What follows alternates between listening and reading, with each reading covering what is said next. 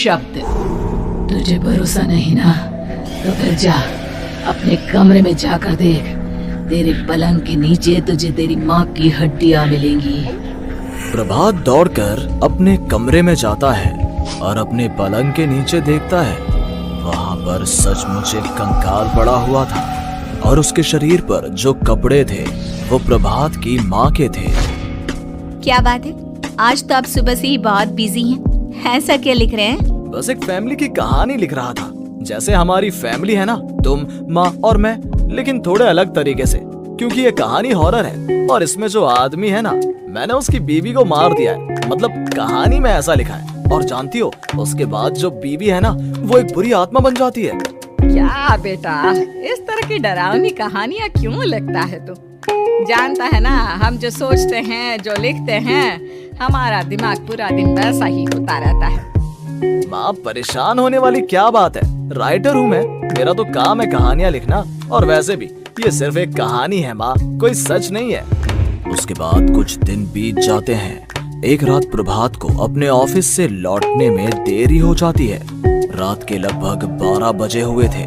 प्रभात जैसे ही अपने घर पहुंचता है, उसने देखा कि उसकी पत्नी दुर्गा डाइनिंग टेबल पर उसका इंतजार कर रही है। आ गए आप?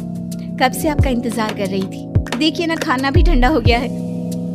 अरे दुर्गा, आज तुमने अपने इतने लंबे लंबे बालों को खोलकर क्यों रखा है? तुम तो हमेशा अपने बाल बांध कर रखती हो। वो क्या है ना प्रभात, जब इंसान अपनी जिंदगी से मुक्त हो जाता है ना, तो उसे दूसरे सारे बंधन खोल देने चाहिए। इसलिए मैंने अपने बालों के बंधन भी खोल दिए। ये तुम किस तरह की बातें कर रही हो? तुम ठीक तो हो? मैं बिल्कुल ठीक हूँ प्रभात। अच्छा चलो खाना खाओ। वो क्या है ना दुर्गा, मुझे भूख नहीं है। ऑफिस में कुछ खा लिया था। कोई बात नहीं, मैं तुम्हारे लिए एप्पल काट देती हूँ, एप्पल खा लो। नहीं दुर्गा, मुझे नहीं खाना है, मेरा मन नहीं है यार। तभी अचानक से दुर्गा अपने हाथ में एक बड़ा सा चाकू लेकर प्रभात पर हमला कर देती है। प्रभात अपने आप को बचाने की कोशिश करता है। आज मैं तुझे नहीं छोड़ूंगी, तुझे अपने साथ लेकर जाऊंगी अपनी दुनिया में। ये क्या बोल रही हो तुम? तुम्हारा दिमाग खराब हो गया है। आखिर तुम हो कौन? दुर्गा अपनी गर्दन टेढ़ी करते हुए बोलती है। मैं दुर्गा हूँ, तुम्हारी पत्नी। ध्यान से देखो मेरी आंखों में। प्रभात बुरी तरह से डर जाता है और घबराहट में वो चाकू अपनी पत्नी के पेट में मार देता है। उसकी पत्नी की वहीं के वहीं मौत हो जाती है और उसकी चीख की आवाज सुनकर उर्मिला दौड़ते हुए बाहर आती है। ये तूने क्या किया प्रभात? तुमने अपनी पत्नी का खून कर दिया, लेकिन तू तो उसे बहुत प्यार करता था बेटा। तूने बहू को क्यों मार डाला?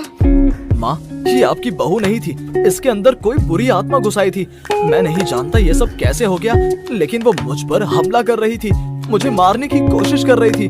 माँ, मैंने कुछ नहीं किया। ये तूने क्या कर दिया बेटा? दुर्गा ने मुझे कहा था कि वो तेरी कहानी को उस कैरेक्टर की तरह एक्टिंग करके तुझे डराने की कोशिश करेगी। अरे वो तो तेरे साथ मजाक कर रही थी। हे भगवान, ये क्या हो गया? इसका मतलब दुर्गा। लेकिन माँ, मैंने जो कहानी लिखी थी उसमें भी ऐसा ही हुआ था। उस औरत ने अपने पति के साथ मजाक किया और गलती से उसके पति ने उसके पेट में चाकू मार दिया। मेरी कहानी सच कैसे हो सकती है? माँ, मुझे बहुत डर लग रहा है। अब ये सोच, दुर्गा की लाश का क्या करें हम? अगर गलती से भी ये बात बाहर फैल गई ना, तो तुझे पूरी जिंदगी जेल की सलाखों के पीछे रहना पड़ेगा। एक काम करते हैं माँ, हम घर के पीछे वाले बगीचे में उसकी लाश को दबा देते हैं। अगर कोई पूछेगा तो कह देंगे कि उर्मिला अपने मायके गई और फिर एक दिन हम भी अचानक यहाँ से कहीं दूर चले जाएंगे।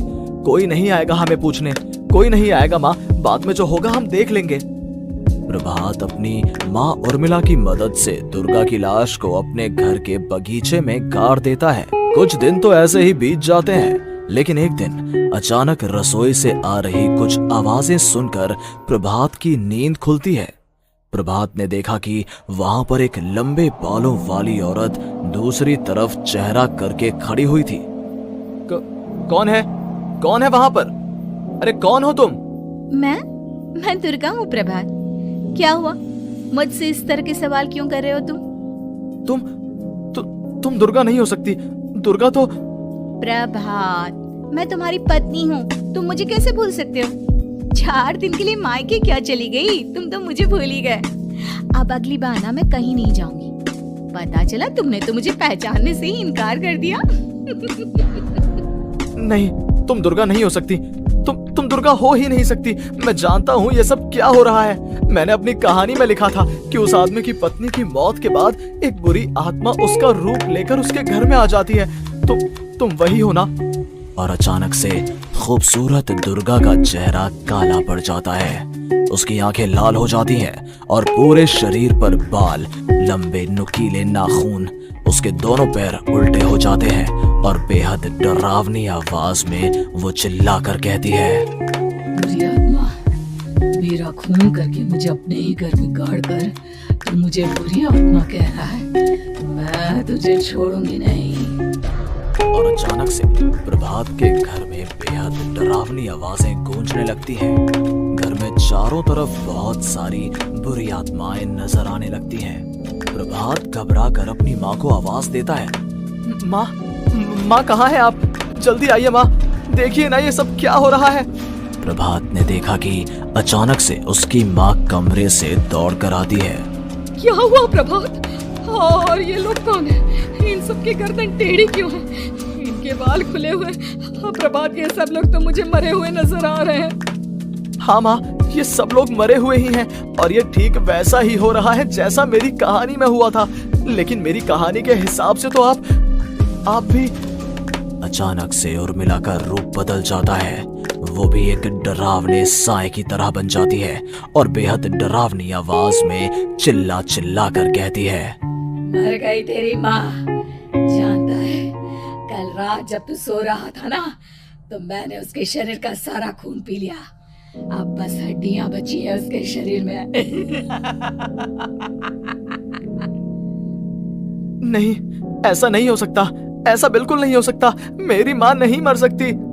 तुझे भरोसा नहीं ना, तो फिर जा अपने कमरे में जाकर देख। तेरे पलंग के नीचे तुझे तेरी माँ की हड्डियां मिलेंगी। प्रभात दौड़कर अपने कमरे में जाता है और अपने पलंग के नीचे देखता है। वहां पर सचमुच एक कंकाल पड़ा हुआ था और उसके शरीर पर जो कपड़े थे वो प्रभात की माँ के थे। माँ, अब मुझे कुछ करना पड़ेगा। लेकिन मेरी कहानी में लिखा था कि माँ की मौत मेरे हाथों से होगी, पर माँ तो पहले ही मर चुकी है और वो बुरी आत्मा मुझे भी मार देगी। नहीं नहीं, इससे पहले कि वो मुझे कुछ करे, मुझे उसका काम खत्म करना होगा। प्रभात अपने हाथ में बड़ा सा चाकू लेकर उस बुरी आत्मा पर हमला कर देता है जिसने प्रभात की माँ का रूप लिया हुआ था। और अगले ही पल वो नीचे गिर जाती है और उसके शरीर से खून बहने लगता है। ऐसा नहीं हो सकता। एक बुरी आत्मा के शरीर में तो खून होता ही नहीं है। तो क्या सच में मैंने अपनी माँ को मार दिया? लेकिन अभी कुछ देर पहले तो फिर वो कंकाल किसका है? और ये कौन है? मैं पागल हो जाऊंगा। और अपनी माँ की लाश, इसका मैं क्या करूं? लोग पूछेंगे तो मैं क्या जवाब दूंगा? तभी वहां पर दुर्गा का रूप लेकर जो आत्मा थी उसने प्रभात से कहा, गाड़ दे अपनी माँ को ले जाकर उसी जगह जहाँ तूने मेरा खून करके मुझे गाड़ दिया था। जा, चला जा। घबराया हुआ प्रभात पागलों की तरह अपनी माँ की लाश को लेकर बगीचे में गाड़ देता है। प्रभात की हालत पागलों जैसी हो जाती है। वो अपने आप को अपने घर में बंद कर लेता है। कहानी के हिसाब से तो आगे ये हुआ था कि कहानी लिखने वाले ने उन बुरी आत्माओं से डरकर आत्महत्या कर ली थी। तो क्या मैं भी मर जाऊंगा? क्या मैं भी आत्महत्या कर लूंगा? एक काम करता हूँ, मैं अपनी कहानी का अंत बदल देता हूँ। हाँ, ये मैंने पहले क्यों नहीं सोचा। मैं लिख दूंगा कि कहानी को लिखने वाला आत्महत्या नहीं करता, बल्कि कहीं दूर जाकर नए सिरे से अपनी जिंदगी शुरू करता है। यही सोचकर प्रभात ने अपनी लिखी हुई कहानी को बाहर निकाला और उसे पढ़ना शुरू किया। ये देखकर वो हैरान रह गया कि कहानी का क्लाइमैक्स तो किसी ने पहले ही बदल दिया था। ये क्या? इसमें तो लिखा हुआ है कि आखिर में उस लेखक की पत्नी और माँ दोनों बगीचे में जिंदा दफन थे।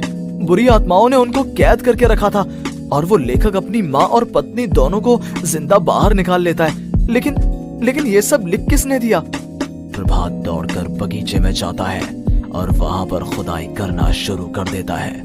प्रभात देखता है कि वहां पर लकड़ी के 2 बड़े संदूक हैं और उनके अंदर से आवाजें आ रही हैं। प्रभात बचा लो मुझे, अगर थोड़ी देर और हो गई तो वो मुझे छोड़ेगी नहीं। बेटा देखो, मैं इस बक्से के अंदर बंद हूँ, प्लीज मुझे बाहर निकालो, वो बुरी आत्मा किसी भी वक्त मुझे मार डालेगी। प्रभात वो दोनों बक्से बाहर निकालता है और अपनी पत्नी और माँ दोनों को आजाद करवा लेता है। लेकिन तभी वहाँ पर अचानक से एक बेहद डरावनी और खौफनाक दिखने वाली औरत आ जाती है। मुझे क्या लगा था ये आसानी से अपनी पत्नी और माँ को बचा लेगा। बस 5 मिनट और उसके बाद अमावस का चांद आसमान में आने ही वाला है। लेकिन तूने इन दोनों को बाहर निकाल लिया, अब तुझे मरना होगा। नहीं, मैं जानता हूँ मैं नहीं मरूंगा, और अब आगे क्या करना है ये भी मुझे पता है। प्रभात ये बहुत खतरनाक है, हमें मार डालेगी प्रभात, चलो यहाँ से। नहीं दुर्गा, अब मुझे अच्छी तरह से पता चल चुका है कि इस बुरी आत्मा से हम कैसे पीछा छुड़वा सकते हैं। और इतना कहकर प्रभात अपने हाथ में पकड़ी हुई सिंदूर की थैली उस बुरी आत्मा के ऊपर उछाल देता है। कुछ ही देर में वो जमीन पर गिरकर राख में बदल जाती है। ये सब क्या हो रहा था बेटा? ये सब तुम्हारी लिखी हुई इस कहानी की वजह से हुआ है ना? नहीं माँ, पहले मुझे भी ऐसा ही लगा, लेकिन बाद में पता चला कि बरसों पहले हमारे इस बगीचे की जमीन के अंदर किसी को जिंदा गाड़ दिया गया था और बस उसी औरत की आत्मा हमें परेशान कर रही थी। उसी ने मेरे शब्दों में जान डालकर उस कहानी को जिंदा कर दिया था। मुझे माफ कर दो प्रभात, मैंने आपकी कहानी के साथ छेड़छाड़ की थी और उसे बदल दिया था। माफी मांगने की जरूरत नहीं है दुर्गा, तुम्हारे उस बदलाव की वजह से ही आज हम सब जिंदा हैं, क्योंकि आखिर में कहानी में वो हुआ जो तुमने लिखा था।